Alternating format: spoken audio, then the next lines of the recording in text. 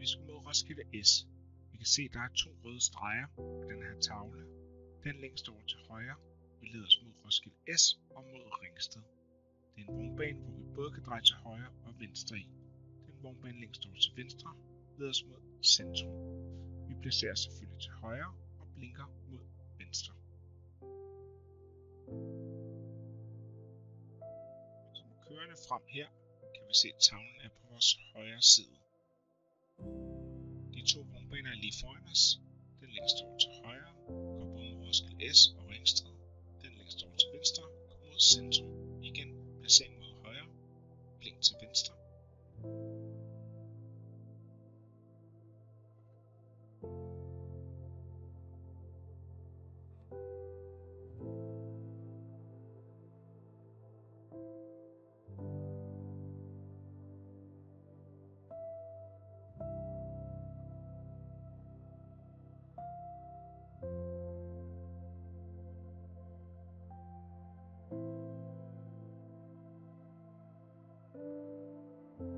Når vi er om lidt for grønt, er det vigtigt, at vi placerer så langt ud til højre vi kan, så der er plads til biler på vores venstre side.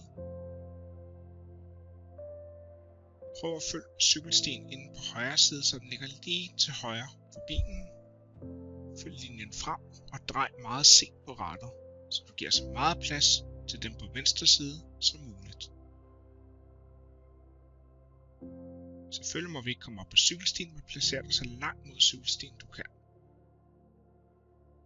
Følg kantstenen rundt, så du har kantstenen på højre side af bilen. God plads til køretøjer på vores venstre side. Blandt de vognbaner, der går mod Roskilde S. Vi blinker til højre, kigger længere frem, der kan vi se, der er grøn pil. Så længe der er grøn pil, så orienterer vi os, og så kører vi. De andre har rødt. Hvis den når at skifte, altså slukke, så stands lige op, orientering, spejl, skulder, sikre dig frit for cykler, knallerter og lignende på cykelstien, hold øje med fodgængerfeltet, en rullende bevægelse hele vejen henover, vi må ikke holde stille på cykelstien.